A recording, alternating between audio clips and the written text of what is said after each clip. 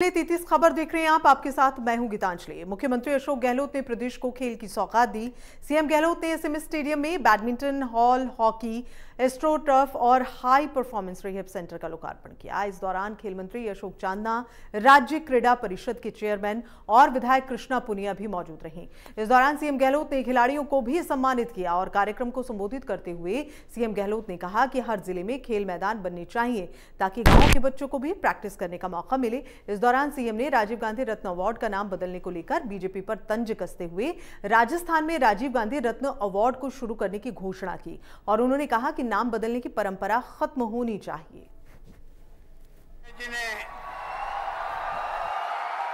कृष्णा पुनिया जी ने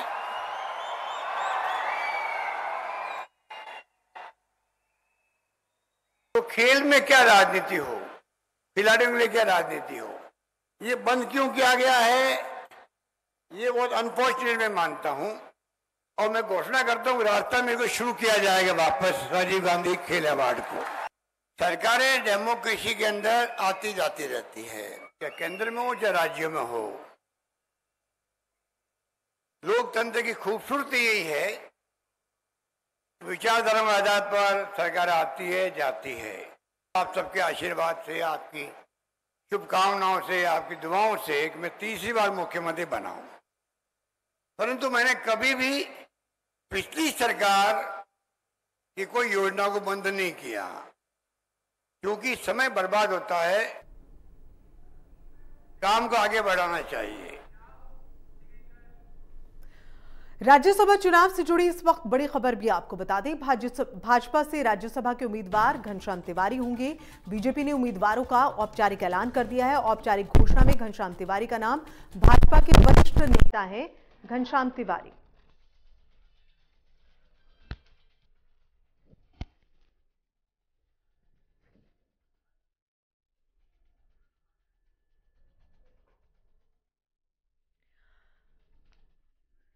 तो राज्यसभा चुनाव का रण भाजपा के वरिष्ठ नेता हैं जिनका नाम सामने आया है घनश्याम तिवारी, बीजेपी से उम्मीदवार। बीजेपी ने राज्यसभा उम्मीदवार का ऐलान कर दिया है। तो बीजेपी ने उम्मीदवारों का औपचारिक ऐलान किया है और इस औपचारिक ऐलान के साथ ही औपचारिक घोषणा में घनश्याम तिवारी का नाम सामने आया है। भाजपा के वरिष्ठ नेता हैं घनश्याम तिवारी और इस वक्त बड़ी खबर आपको बता रहे हैं, बीजेपी ने राज्यसभा उम्मीदवार का ऐलान कर दिया है। भाजपा से राज्यसभा उम्मीदवार होंगे घनश्याम तिवारी।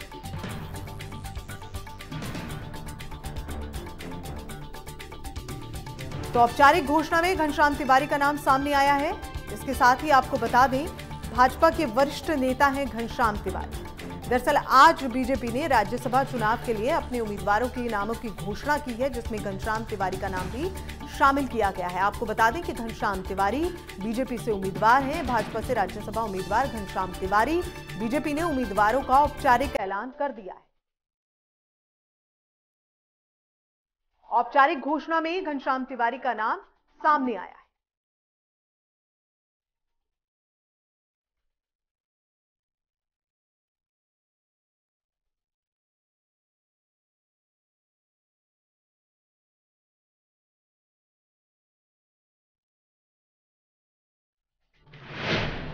और पंजाबी सिंगर सिद्धू मूसेवाला की हत्या मनसा के जवाहर के गांव में गोली मारकर हत्या कर दी गई। पंजाब सरकार ने कल ही वापस ली थी मूसेवाला की सुरक्षा। सीएम अशोक गहलोत ने ट्वीट कर दुख जताया है। सिद्धू मूसेवाला की हत्या का समाचार बेहद ही दुखद है। ईश्वर आत्मा को शांति दे, परिवार वालों को हिम्मत दे।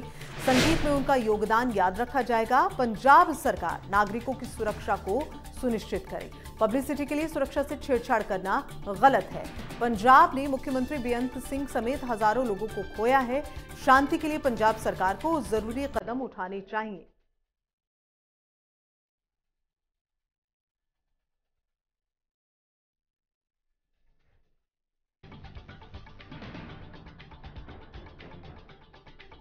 तो सिद्धू मूसेवाला की हत्या कर दी गई। ईश्वर आत्मा को शांति और परिवार वालों को हिम्मत दे। संगीत में उनका योगदान याद रखा जाएगा। और इसके अलावा पंजाब सरकार नागरिकों की सुरक्षा सुनिश्चित करे। मुख्यमंत्री ने ये सभी बातें कही हैं। पब्लिसिटी के लिए सुरक्षा से छेड़छाड़ करना गलत है।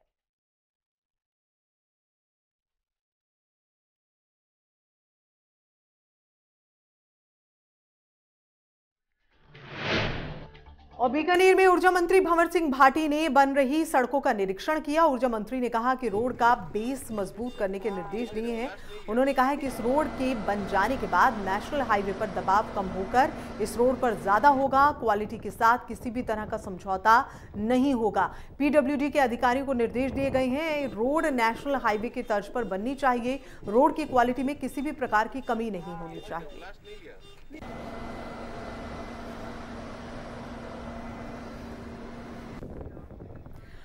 बीकानेर का दौरा करने के बाद ऊर्जा मंत्री भंवर सिंह भाटी ने कोलायत का दौरा किया और इस दौरान उन्होंने हाडला मोखा और झुझू कोलायत के बीच में बन रही सड़कों का निरीक्षण किया।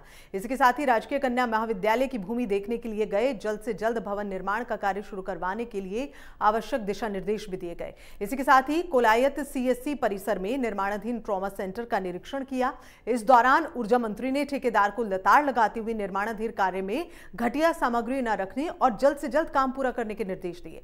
इसके बाद मंत्री भाटी निर्माणाधीन राजकीय स्नातकोत्तर महाविद्यालय और उप जिला अस्पताल की भूमि देखने के लिए भी गए।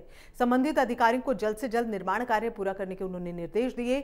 ग्रामीणों ने मंत्री भाटी से दोनों महाविद्यालयों का नाम महर्षि कपिल मुनि के नाम से शुरू करने की मांग की। इस दौरान मंत्री भाटी के साथ उपखंड स्तरीय सभी अधिकारी और जनप्रतिनिधि मौजूद रहे। विकास कार्यों का जो निर्माणाधीन है उनका मैंने अवलोकन किया है। बहुत हमारी क्षेत्र की महत्वपूर्ण सड़कों का निरीक्षण किया है। कॉलेजेस की और स्कूल की जो बिल्डिंग्स बनाई जानी है उस जगह का निरीक्षण किया है। ट्रॉमा सेंटर का निरीक्षण किया है। अब गवर्नमेंट कॉलेज की जो हमारी बिल्डिंग बन रही है उसका निरीक्षण करेंगे। उप जिला अस्पताल के लिए जो जगह दी गई है उसका भी अवलोकन किया जाएगा। और ओवरऑल हमारी मंशा ये है कि मुख्यमंत्री जी ने जो भी बजट घोषणाएं की है उसका लाभ कोलायत क्षेत्र के हर व्यक्ति को मिले। वो तभी संभव है जब सारे काम समय पर हो और समय पर काम पूरे हो। उसके लिए हमने सारे कार्यों का आज निरीक्षण किया।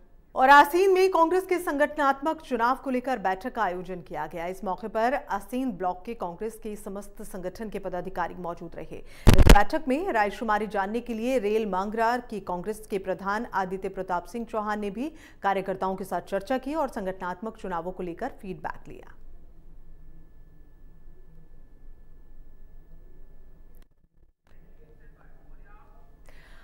किसानों के मसीहा पूर्व प्रधानमंत्री चौधरी चरण सिंह की 35वीं पुण्यतिथि आज भरतपुर में श्रद्धा भाव के साथ मनाई गई। तकनीकी शिक्षा राज्य मंत्री डॉक्टर सुभाष गर्ग और कांग्रेस के राष्ट्रीय लोकदल के कार्यकर्ताओं ने स्वर्गीय चरण सिंह की फोटो पर पुष्प अर्पित कर उन्हें नमन किया। इस दौरान आयोजित हुई संगोष्ठी में उन्हें किसानों का मसीहा बताते हुए कहा कि चौधरी चरण सिंह ने किसानों के उत्थान के लिए अनेकों काम किए हैं। उनके कार्य को भुलाया नहीं जा सकता।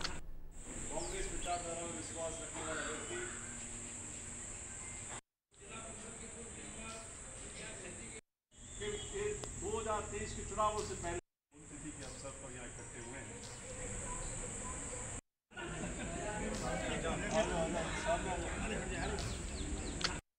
कांग्रेस विचारधारा में विश्वास रखने वाला व्यक्ति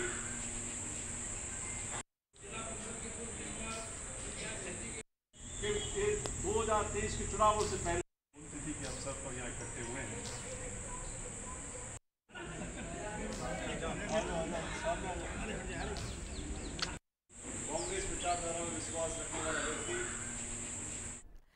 और वहीं कांग्रेस में लंबे समय से अटके संगठन चुनाव को लेकर अब आला कमान ने गति देना शुरू कर दिया। कांग्रेस संगठन की ओर से टोंक के लिए नियुक्त जिला निर्वाचन अधिकारी डॉक्टर प्रमोद ओझा ने सर्किट हाउस में कार्यकर्ताओं और पदाधिकारियों से मुलाकात कर संगठन और पसंदीदा नेताओं संबंधित चर्चा की तो मीडिया से मुखातिब होते हुए कहा कि कांग्रेस देश के एकमात्र लोकतांत्रिक पार्टी है जिसके चुनाव ब्लॉक अध्यक्ष से शुरू होता है और राष्ट्रीय अध्यक्ष तक जाते हैं। टोंक देहात के DRO लगाए गए प्रभु चौधरी ने भी कहा, हमारी पार्टी का एक मत है जो आला कमान का निर्णय होगा उसके अनुसार संगठनात्मक तरीके से निर्वाचन प्रक्रिया संपन्न की जाएगी। मेरा यही आप लोगों को निवेदन रहेगा कि दौरा है, क्या कार्यक्रम आज रहेंगे।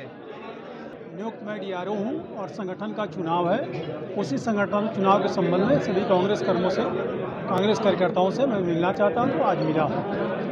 31 तक ब्लॉक का बूथ का कमेटी का कार्यक्रम हो जाएगा। उसके बाद जिला अध्यक्ष और ब्लॉक अध्यक्ष और PCC का निर्वाचन किया जाएगा। भारत हिंदुस्तान का ये इकलौती पार्टी है जो लोकतांत्रिक है और बूथ स्तर से हमारा चुनाव संपन्न होता है और राष्ट्रीय अध्यक्ष तक जाता है। चौधरी और मेरे को टोंक देहात का DRO नियुक्त करा गया है और सब लोगों से अभी मिलना है, सबकी राय जाननी है और अभी राय जानी भी है। सब लोग एकमत हैं, जो भी हमारा निर्णय होगा आला कमान का उस पर सब साथ है। देखिए किस तरह की क्रिया के तहत ही सारा काम होगा। बाकी कई बार सबकी सहमति हो जाती है तो वो एक अलग बात है, बाकी जो भी सारा संगठनात्मक जो प्रक्रिया है उसके अनुरूप होगा। और बाड़मेर के बालोतरा में उज्जवल भविष्य नशा मुक्ति सेवा संस्थान लोगों के लिए वरदान साबित हो रही है। इस संस्था में नशा मुक्ति के साथ साथ मानसिक रोगों का इलाज भी किया जा रहा है। संस्था के डायरेक्टर थाना राम चौधरी ने ये बताया कि संस्था मानव सेवा के लिए ही बनाई गई है।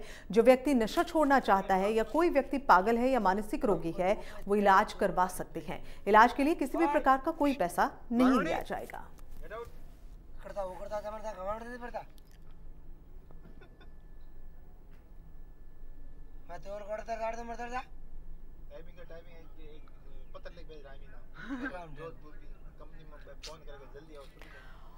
और इसी बीच आ रही एक बड़ी खबर आपको बता दें, कांस्टेबल भर्ती पेपर लीक केस में एसओजी को बड़ी कामयाबी मिली। एसओजी ने 5 और आरोपियों को गिरफ्तार किया है। आरोपी मुकेश, बलबीर, धीरज, विनोद और सुरेश कुमार को गिरफ्तार किया गया। रेनवाल और जोबनेर के रहने वाले सभी आरोपी कांस्टेबल भर्ती पेपर लीक में अब तक 21 आरोपी गिरफ्तार हुए हैं। छोटू राम ने दिवाकर स्कूल के स्ट्रांग रूम से लीक किया था पेपर। सुरेश कुमार ने वापस पेपर हल कर केंद्र में भेजा था।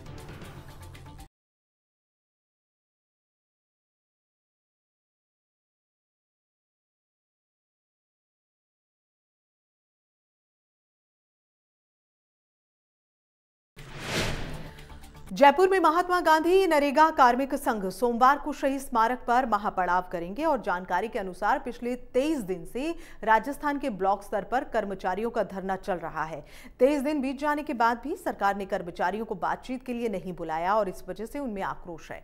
साथ ही 31 मई को कर्मचारी मुख्यमंत्री के नाम सामूहिक इस्तीफा देंगे। दरअसल कर्मचारी नियमितीकरण की मांग कर रहे हैं। महात्मा गांधी नरेगा कार्मिक संघ राजस्थान के द्वारा 30 मई को शहीद स्मारक पर संपूर्ण राजस्थान के महात्मा गांधी नरेगा के संविदा कार्मिक महापड़ाव में जयपुर पधारेंगे। राजस्थान सरकार के द्वारा अपने जन घोषणा पत्र में समस्त संविदा कार्मिकों को नियमित करने का वादा किया गया था, परंतु आज दिनांक तक राजस्थान सरकार के द्वारा उन संविदा कार्मिकों को नियमित करने के लिए कोई कार्रवाई नहीं की जा रही है। दूसरी तरफ विभाग के द्वारा आज 24 दिन हो गए लगातार हमारी ब्लॉक स्तर पर, जिला स्तर पर हड़ताल, धरना, प्रदर्शन चल रहे हैं। उसके बावजूद सरकार ने वार्ता के लिए कोई न्योता नहीं दिया और इससे संविदा कर्मचारियों में भारी। जयपुर में कोविड स्वास्थ्य सहायकों का धरना लंबे वक्त से चल रहा है और शहीद स्मारक पर यह धरना चल रहा है। ऐसे में अब स्वास्थ्य सहायक उग्र होने को तैयार है। स्वास्थ्य सहायक द्वारा प्रदेश भर में कांग्रेस की सभाओं में विरोध किया जा रहा है। स्वास्थ्य सहायकों ने कहा कि अब तहसील स्तर पर भी विरोध होगा। साथ ही कांग्रेस के नेता प्रदेश में जहां जाएंगे उनका विरोध होगा। आपको बता दें कि सहायक संविदा पर रोजगार देने की मांग स्वास्थ्य सहायक कर रहे हैं।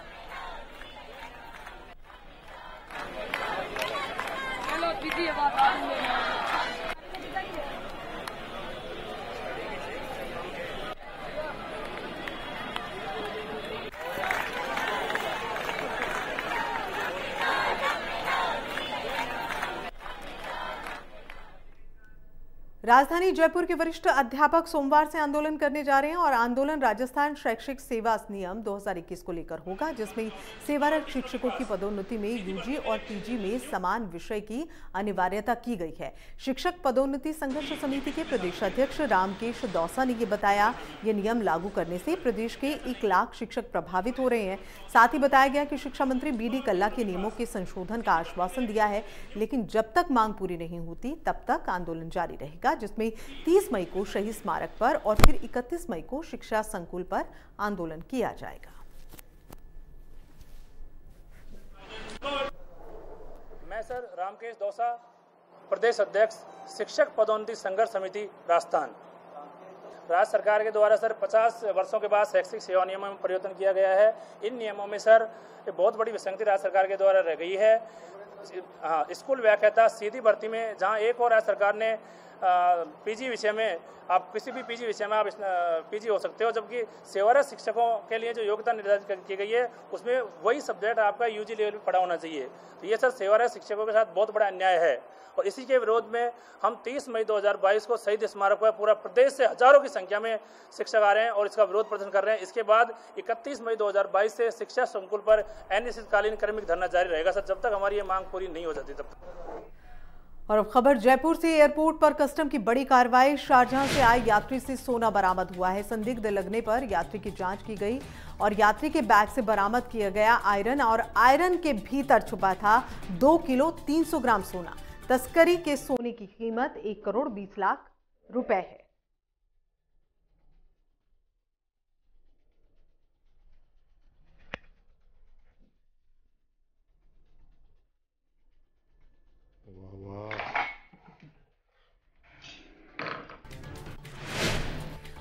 जयपुर के दूदू में प्रताड़ना से परेशान होकर 3 सगी बहनों ने 2 बच्चों के साथ कुएं में कूदकर आत्महत्या कर ली और इसके बाद पुलिस ने मारपीट और दहेज के लिए प्रताड़ित करने के आरोप में 3 बहनों के पतियों, सास और ननद को गिरफ्तार किया। जिस कुएं से तीनों बहनों और 2 बच्चों की लाश मिली है, उसी कुएं से पुलिस ने तैरते एक नवजात बच्चे के शव को बरामद किया।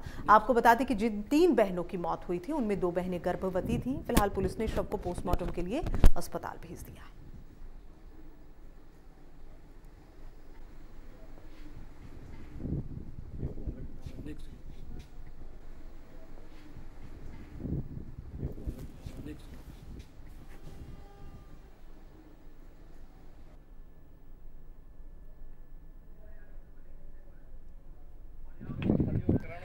जयपुर में विद्याधर नगर इलाके से किडनैप किए गए युवक को पुलिस ने चंद घंटों में मुक्त करा लिया। बदमाशों ने बाबूलाल यादव बियानी कॉलेज के पास से आधा दर्जन बदमाशों ने किडनैप कर लिया और सूचना मिलने पर पुलिस मौके पर पहुंची। जिस कार से बदमाशों ने किडनैप किया था उसे पुलिस ने कुछ ही दूरी में पकड़ लिया और साथ ही आधा दर्जन लोगों को भी गिरफ्तार कर लिया।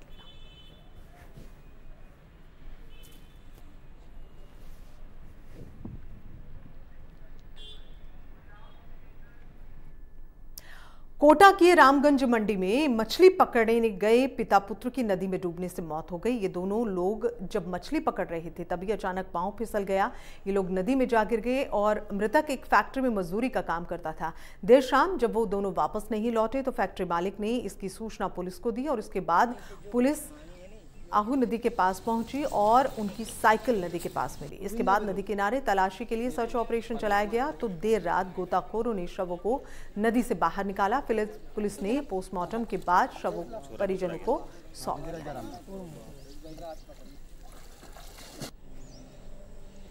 अब ये नहीं बहाव दोनों पैसा भी इनको जो पानी है नहीं यो अतरे डूबिन जाबे दो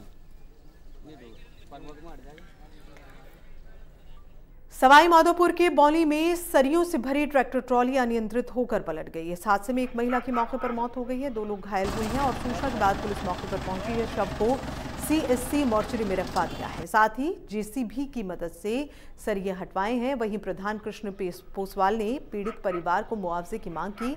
आपको बता दें कि मृतका प्रेम देवी मीणा बहनोली में अपनी बहन से मिलने जा रही थी। इस दौरान ट्रैक्टर ट्रॉली पलटने से मौके पर ही मौत हो गई।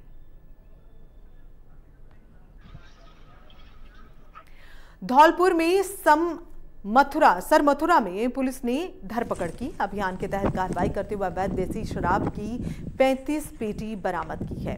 इसके साथ ही गाड़ी को भी जब्त किया है। पुलिस अधीक्षक धौलपुर नारायण टोगस के निर्देशन में अवांछनीय तत्वों के विरुद्ध धरपकड़ अभियान चलाया जा रहा है और गश्त के दौरान एक ब्लैक फिल्म लगी गाड़ी संदिग्ध भी प्रतीत हुई।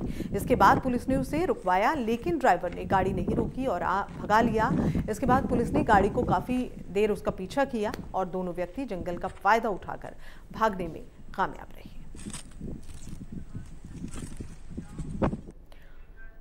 सवाई माधोपुर की सड़क पर द बर्निंग पिकअप गाड़ी का नजारा देखने को मिला। शामपुरा की ओर से आ रही पिकअप के पीछे के हिस्से में आग के लपटें निकल रही थी और घटना से बेखबर चालक सड़क पर गाड़ी को तेजी से दौड़ा रहा था। लेकिन 13 किलोमीटर के बाद उसे इस घटना का पता चला। तब उसने शहर के बाहर एक तालाब में पिकअप को उतार दिया। गनीमत रही घटना में चालक बाल बाल बच गया। हो चुकी है अब खाई है जो और सवाई माधोपुर के गंगापुर सिटी हिंडौन ओवरब्रिज के पास ट्रेन की चपेट में आने से एक महिला की मौत हो गई। मृतक महिला की शिनाख्त दुर्गाबाई के रूप में हुई और बताया जा रहा है कि महिला एक स्कूल से कार्य करने के बाद अपने घर जा रही थी, तभी अचानक रेलवे क्रॉसिंग के पार करने के दौरान ट्रेन की चपेट में आ जाती है और पुलिस ने शव को पोस्टमार्टम करवाने के बाद परिजनों को सौंप दिया।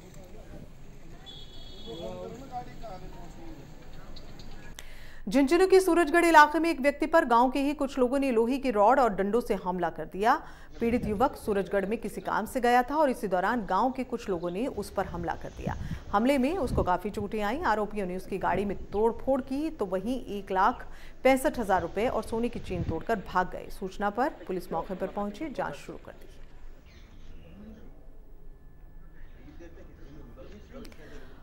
तो हमले में युवक घायल हुआ है। हमले में युवक पर जानलेवा हमला किया गया और गाड़ी में भी बदमाशों ने तोड़फोड़ की है। ये तस्वीरें भी हम आपको लगातार दिखा रहे हैं। गाड़ी का कांच टूटा हुआ है और पुलिस इस पूरे मामले की जांच में जुटी है।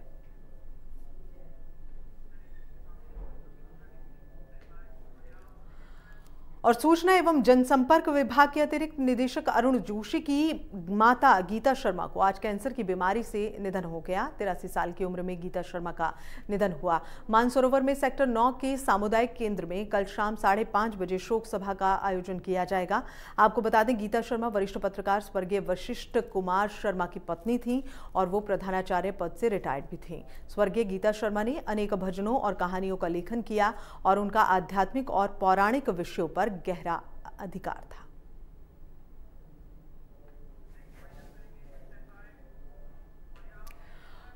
और इसी के साथ बुलेटिन में इतना ही। दीजिए इजाजत। नमस्कार।